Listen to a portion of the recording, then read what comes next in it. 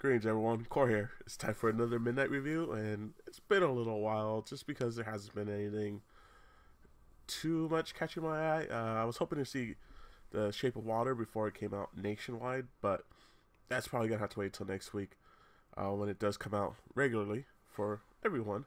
Well, at least in the U.S. I think worldwide doesn't come out until next year. But I was hoping to catch it early, but instead we have Star Wars: The Last Jedi review, and I gotta say right off the bat, it's a really good movie. It's definitely worth your dollar. Definitely go see it.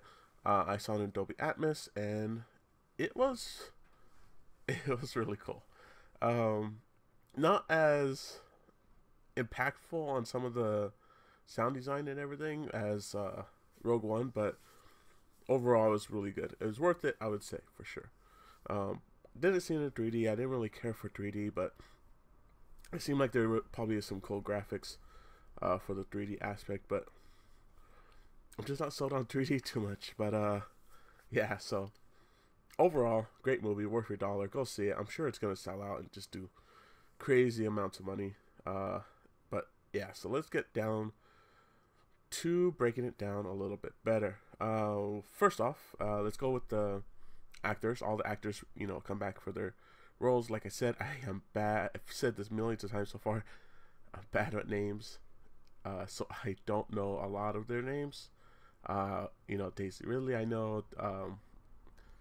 Carrie Fisher, of course. Unfortunately, she had passed away, which there is a nice little in memory of at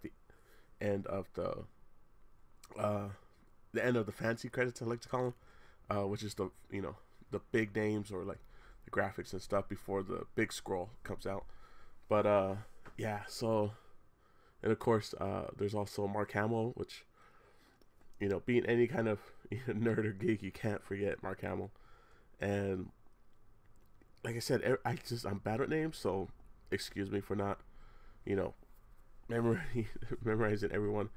Uh, but yeah, everyone just steps up their game a lot in this movie, and I know a lot of people kind of compare the trilogies kind of work in the same way as the original.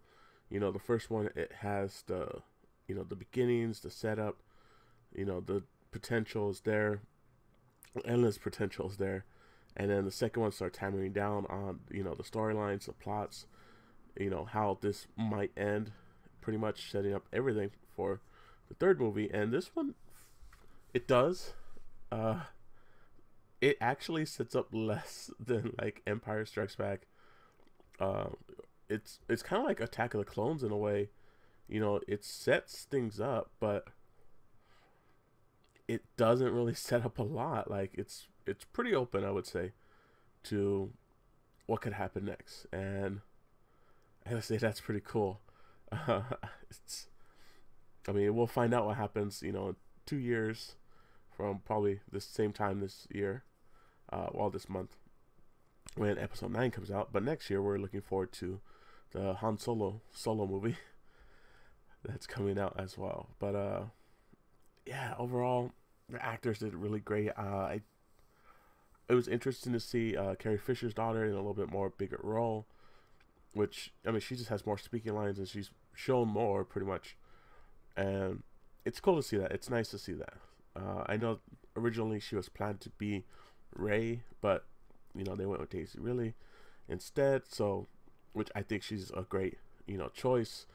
It was interesting to see the trailers, especially the last big major trailer. I believe it was trailer 2 that came out like a month ago, where it seemed like Rey, it just seemed like it was literally advertising for like a different movie. It felt like, after you see all the clips that they took from the trailer in the movie, it's interesting to see what they did with it and how, in a way, they just like didn't spoil anything, and I like that. Which, excuse me, I'm still getting over being sick. Uh, like I said, I do like that little swerve. It's kind of like how a lot of Marvels, like especially like Thor Ragnarok. There was a couple things that, yeah, they could have spoiled in the trailers, which they almost seemed to do, but they, didn't, which was cool. But this, like, they really have a tight hold on what they show, especially for Star Wars. It's actually quite incredible. The detail and the way that they, structure the trailers. Which, like I said, the trailer came out like a month ago. That was a great trailer. That sold me on everything. And I bought my ticket 2 months in advance, pretty much when they first went on sale. I wanted to make sure it was Dolby Atmos. I wanted to make sure I get a good seat. So I love reserve seating nowadays. Before I didn't like it, but I'm liking it more and more now that I'm on the ball and getting my tickets and stuff. So that was really cool. But like I said, the story, the plot it's a lot like the Empire. There's a lot of they have the AT-ATs, which they had them in Empire, and it's just but yeah, you're gonna compare it to all the second movies in the two trilogies before, and it's not, it's good that you compare it, but it is its own, and it feels a lot different, at least different enough compared to those other two in between movies in the trilogy.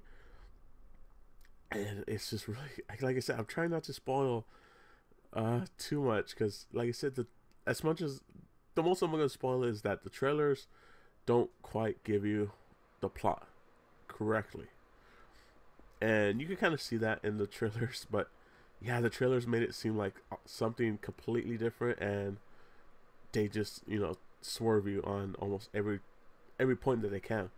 What else? Music, of course, is on point. The effects, the sounds, everything, it's just beautiful. The visuals are amazing. There's this really, I mean, so like I said, it's on Dolby Atmos. It has a capacity of about 186 people, which is quite a bit. It's a pretty big screen. Not the biggest, but definitely second biggest. And it was pretty much full completely. There may have been a couple seats on the outer or the very front that weren't taken up, but it felt full. And there's one scene in the movie towards the end that's really, man, there's a couple of good jokes. There was some really good jokes, some good scenes and everything like that, where a lot of people laughed, a lot of people giggled, people felt surprised on certain things.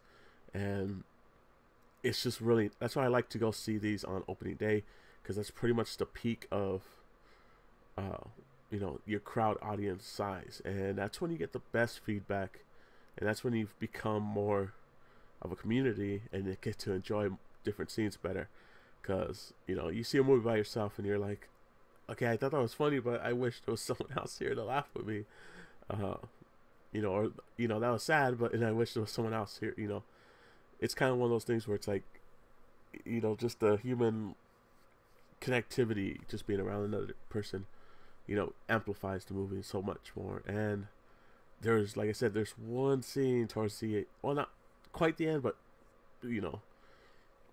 right at the third act, that's just, it's shot beautiful, and you've never seen this before in a Star Wars movie, and everyone was caught off guard just at the act of what happened. And it was just, it was impressive, considering Star Wars has been around for so long, all the different stories and shows and everything. At least seeing it visually, I'm sure this might have been done in a book somewhere, but there's so much stories as far as Star Wars. Granted, a lot of them aren't canon anymore. They're part of the legacy, I guess, canon they're calling it. But yeah, it's just seeing it on the big screen,